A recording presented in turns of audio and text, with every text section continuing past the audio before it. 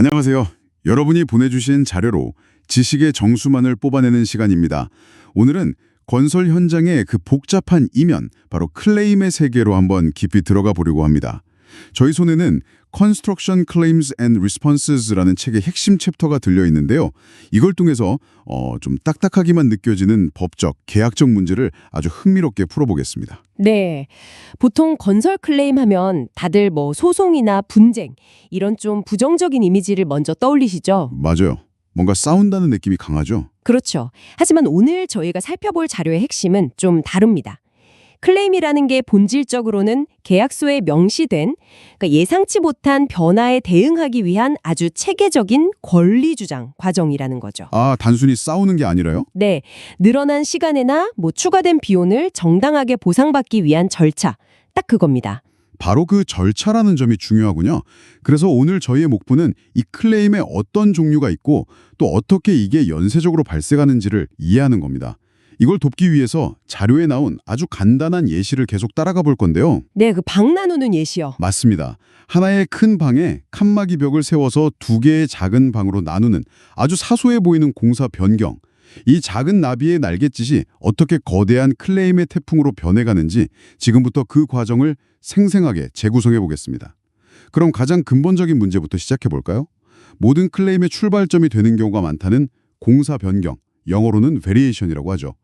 사실 건설 프로젝트에서 계획이 한 번도 안 바뀐다는 건 상상하기 어렵잖아요. 그럼요. 불가능하죠. 공사 변경이란 정말 말 그대로 원래 계약된 작업의 범위나 사양, 그러니까 프로젝트의 성격 자체가 바뀌는 걸 의미합니다.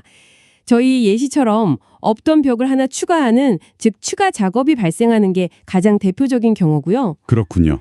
대부분의 표준 계약서, 특히 국제적으로 많이 쓰는 FIDI식 계약 조건을 보면요. 발주처, 즉 인플로이에게 이런 변경을 지시할 권한을 주고 있어요. 아, 프로젝트가 뭐랄까 살아있는 유기체 같으니까 유연하게 대응할 수 있도록요? 네, 바로 그겁니다. 이론적으로는 아주 깔끔하네요.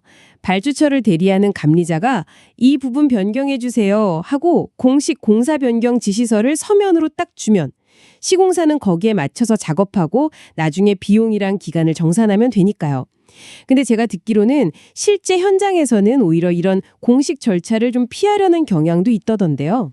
정확히 보셨습니다. 바로 거기서부터 모든 문제가 싹 트기 시작해요. 그런가요? 네. 자료에서도 바로 이 점을 지적하는데요. 현실에서는 공식 변경 지시서가 아니라 그냥 일반 서신, 아니면 수정된 도면 한 장, 심지어는 회의 중에 나온 구도 지시로 변경이 이루어지는 경우가 비일비재합니다. 아, 구도 지시요? 네. 더 심각한 건 그 지시가 계약상 공사 변경에 해당한다는 사실 자체를 좀 애매하게 만들거나 인정하지 않으려는 분위기 속에서 전달된다는 거죠. 시공사 입장에서는 정말 난감한 상황이겠네요. 추가 작업을 해야 하는 건 분명한데 근거가 될 공식 문서가 없으니까요. 이럴 때 어떻게 해야 하나요? 그냥 믿고 진행해야 하나요? 절대 안 됩니다. 그때부터 계약서에 나와 있는 절차를 정말 칼같이 따라야 합니다. FID식 계약 조건을 보면 시공사는 감리자의 지시가 공식적인 형태가 아니더라도 이게 계약상 공사 변경이다 이렇게 판단되면 즉시 감리자에게 통지를 보내야 해요. 어떤 통지요? 귀하의 지시를 저희는 공사 변경으로 간주하고 작업을 준비하겠습니다. 이런 취지의 통지입니다. 일종의 확인 사살 인심이죠. 아하, 만약에 감리자가 그 통지를 받고도 아니다, 그건 그냥 사소한 수정일 뿐이다 라고 발뺌하거나 아니면 아예 답이 없으면 어떻게 되죠? 바로 여기가 정말 수십억, 수천억짜리 프로젝트가 좌초될 수 있는 첫 번째 갈림길입니다. 감리자가 동의하지 않는 그 순간 시공사는 지체 없이 클레임 절차에 들어가야 합니다. 계약서에는 클레임 사유가 발생했음을 인지한 날로부터 28일 이내에 클레임 제기 의사를 통지, 즉 노티스를 하라고 명시하고 있거든요. 28일이요? 네, 이 28일은 그냥 권장사항이 아니에요. 말 그대로 권리의 생사를 쥐고 있는 타이머입니다. 그 타이머가 0이 되는 순간 모든 권리가 사라진다 이런 의미인가요? 그렇습니다. 법률 용어로 권리 행사의 전제 조건, 컨디션 프리시던트라고 부르는데요. 이 기한을 단 하루라도 놓치면 추가 비용이나 공기 연정을 받을 권리 자체가 그냥 원천적으로 소멸돼요. 와, 정말 무섭네요. 네. 나중에 어떤 명백한 증거를 가져와도 소용없습니다. 왜 그때 말 안 했냐? 이 한마디에 모든 게 막히는 거죠. 그리고 이 28일 통지 이후에는 42일 이내에 클레임의 구체적인 근거랑 요구 금액, 필요한 기간 이런 것들을 상세히 적은 본문서를 제출해야 하고요. 이 절차적 정당성이 클레임의 성패를 가르는 첫 번째 관문인 겁니다. 알겠습니다. 그럼 공사 변경 지시 때문에 클레임 절차에 들어갔다고 해보죠.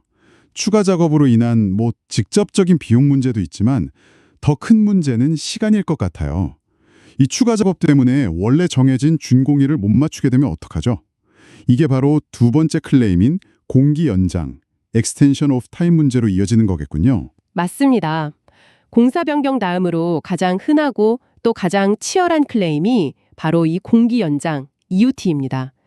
EUT의 가장 중요한 목적은 시공사를 지체 상금이라는 어마어마한 벌금 폭탄으로부터 보호하는 거예요. 지체 상금이요? 네, liquidated damages라고 하는데 계약 기간 내에 공사를 못 마치면 시공사는 하루에 수천만 원에서 수억 원에 달하는 벌금을 물어야 합니다. 정당한 사유로 공기 연장을 승인받는다는 건 이 재앙적인 비용 발생을 막는다는 의미죠. 어떤 경우에 공기 연장을 요청할 수 있는지가 계약서에 명시되어 있나요? 네, 그럼요. 피드 계약서 8.4조 같은 조항에 명확히 규정되어 있습니다. 오늘 얘기한 공사 변경은 물론이고요. 그 지역에서 수십 년 만에 발생한 이례적인 폭우 같은 예외적으로 혹독한 기상 조건. 천재지변 같은 거요? 그렇죠. 혹은 팬데믹이나 정부의 갑작스런 봉쇄 조치로 인한 예측 불가능한 인력 또는 자재 부족. 그리고 발주처 측이 도면을 늦게 준다거나 하는 발주처 귀책 사유로 인한 지연. 이런 것들이 모두 정당한 공기 연장 사유에 해당됩니다. 다시 저희의 간단한 예시로 돌아가 보죠. 큰 방 하나를 칸막이 벽으로 나누는 이 작은 작업이 어떻게 프로젝트 전체의 준공일을 늦추는 공기 연장 사유가 될 수 있을까요? 사실 벽 하나 세우는데 며칠이면 충분할 것 같은데요. 여기서 이 자료에 정말 흥미로운 통찰이 나옵니다. 핵심은 작업의 양이 아니라는 거예요. 지시가 내려온 시점이라는 겁니다. 시점이요? 타이밍. 네. 만약 프로젝트 초기 골주 공사가 한창일 때 방을 나누라는 지시가 왔다고 해보죠. 그럼 다른 작업들이랑 병행해서 큰 무리 없이 벽을 세울 수 있겠죠. 전체 공정에는 거의 영향을 안 줍니다. 그렇죠. 그런데 만약에 프로젝트가 99% 완료되고 페인트 칠에 바닥재 시공까지 다 마친 준공 직전 상태에서 이 지시가 내려왔다면요? 바로 그겁니다. 상상만 해도 끔찍하죠. 이미 설치한 고급 바닥재를 다시 뜯어내고 천장의 마감재를 해체해야 합니다. 벽을 세우고 미장, 페인트 칠 다시 하고 그 다음에 뜯어냈던 바닥재랑 천장재를 원상 복구해야 하죠. 일이 몇 배로 늘어나네요. 그렇죠. 그 과정에서 다른 구역의 작업자들은 모두 철수해야 할 수도 있고요. 작업량 자체는 며칠이면 끝날지 몰라도 그로 인한 재작업과 작업 순서의 왜곡 때문에 전체 준공일은 몇 주 혹은 몇 달이 밀릴 수 있습니다. 와, 그러니까 단순히 벽 세우기라는 작업량이 아니라 언제 그 일이 주어졌는지가 핵심이라는 거네요. 마치 마라톤 마지막 1km를 남기고 갑자기 17kg짜리 짐을 들고 뛰라는 것과 마찬가지군요. 완벽한 비유입니다. 짐 자체는 들 수 있지만 그 타이밍 때문에 페이스는 완전히 망가져버리고 완주 시간은 엄청 늦어지는 거죠. 맞습니다. 따라서 이런 경우 시공사는 공기 연장을 주장할 명백하고도 강력한 권리를 갖게 되는 겁니다. 작업의 절대량이 아니라 그 작업이 전체 공정 흐름, 즉 크리티컬 패스에 미친 영향을 입증하는 것이 EUT 클레임의 핵심입니다. 좋습니다. 그럼 우여곡절 끝에 공기 연장을 2주 승인받아서 지체 상금이라는 급한 불은 껐다고 하죠. 하지만 이게 끝이 아니잖아요. 프로젝트 기간이 2주 늘어났다는 건 그 기간 동안 현장 사무실 임대료, 관리 인력 급여, 본사 지원 비용 같은 간접비가 계속 나간다는 뜻이니까요. 이 돈은 누가 책임지나요? 아주 중요한 지점을 짚어주셨습니다. 많은 분들이 착각하는 것 중 하나가 공기 연장, EUT가 승인되면 추가 비용도 자동으로 보상될 거라고 생각하는 거예요. 그게 아닌가요? 네, 계약적으로는 전혀 그렇지 않습니다. 늘어난 기간 동안 발생한 간접비, 즉 공사기간 연장 간접비, 프롤롱게이션 코스트에 대해서는 완전히 별개의 클레임을 제기해야 합니다. 그러니까 예시에서 방 나누기 작업 때문에 2주 준공이 늦어졌다면 시공사는 그 2주치의 현장 및 본사 간접비를 계산해서 별도로 청구해야 한다 이 말씀이시군요. 정확합니다. 그리고 이 자료에서는 여기서 한 발 더 나아가서 아주 흥미로운 실무 전략을 제시해요. EOT 클레임과 이 간접비 클레임을 의도적으로 분리해서 제출하는 게 현명할 수 있다는 건데요. 분리해서요? 그건 좀 의외네요. 어차피 같은 사건에서 나온 문제인데 굳이 두 번이랄 필요가 있나요? 여기에는 일종의 협상 심리학이 숨어 있습니다. 공기 연장 자체는 당장 발주처 주머니에서 현금이 나가는 문제가 아니거든요.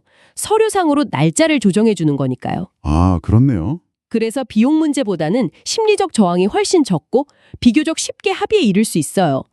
반면에 간접비 클레임은 직접적인 돈 문제니까 훨씬 더 민감하고 까다롭죠. 그렇죠, 아무래도. 따라서 일단 돈 이야기는 빼고 시간 문제부터 해결해서 2주 연장이라는 사실을 공식적으로 확정 짓는 겁니다.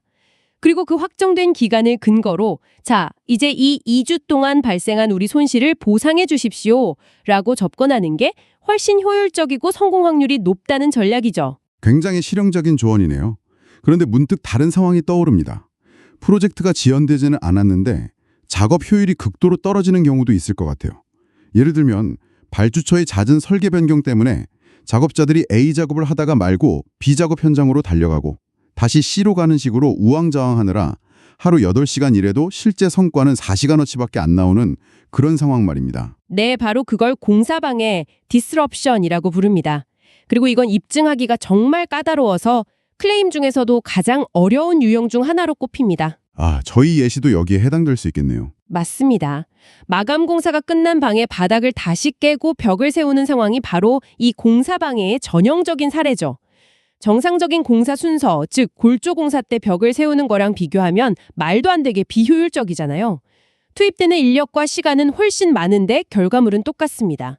이런 생산성 저하로 인한 손실은 일반적인 공사비 산정 방식으로는 보상받을 수 없기 때문에 별도의 공사방해 클레임이 필요한 겁니다. 만약 계약서에 명시되지 않은 정말 예상치 못한 방식으로 손해가 발생하면 어떻게 하죠? 예를 들어 발주처가 갑자기 공사 현장 출입을 막는다거나 하는 식으로요. 계약서 조항으로 해결할 수 없는 문제에 대한 최후의 수단은 없나요? 있습니다. 그때는 계약법의 테두리를 넘어서 일반 민법에 근거한 손해배상, 데미지 클레임으로 가게 됩니다. 여기서 중요한 법적 원칙이 바로 자료에 언급된 방해금지 원칙, Prevention Principle입니다. 방해금지 원칙이요? 네. 계약 당사자는 상대방이 계약상 의무를 이행하는 것을 고의로 방해해서는 안 된다는 대원칙이죠.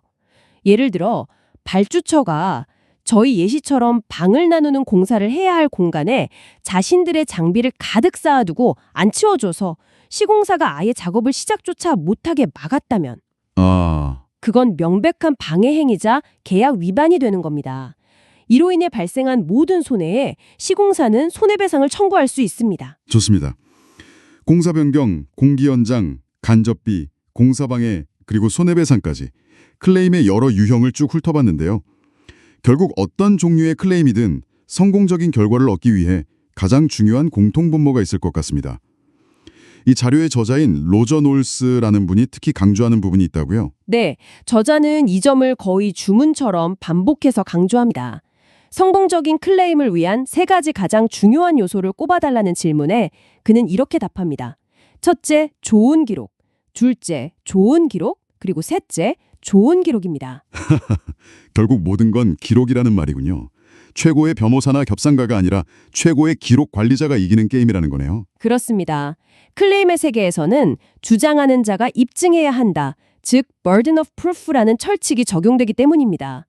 특정 사건이 실제로 발생했다는 사실, 그 사건이 발생한 정확한 시점, 그리고 우리가 아까 말한 그 28일 통지기한 같은 모든 계약적 절차를 완벽하게 준수했다는 사실까지 이 모든 것을 클레임을 제기하는 쪽에서 서류로 증명해야 합니다. 주고받은 서신, 회의록, 작업일지, 현장 사진 이런 것들이 전부 다요. 네, 동영상, 자재구매 주문서, 인력 출퇴근 기록 등 모든 프로젝트 기록이 결정적인 증거가 됩니다.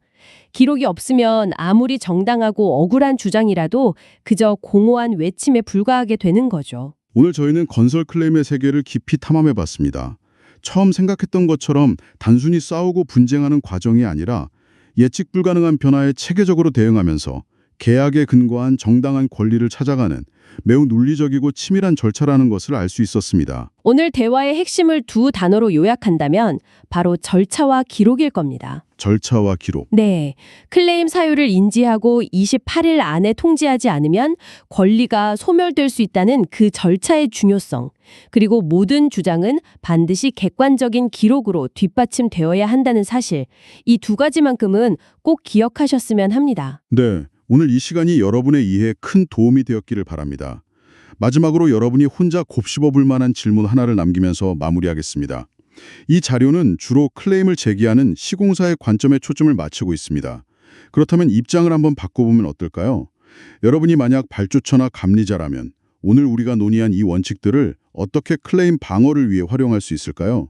부당하다고 생각되는 클레임에 맞서기 위한 기록 관리는 어떤 모습이어야 할지, 성공적인 방어 전략의 핵심은 무엇일지 한번 생각해 보시면 좋겠습니다.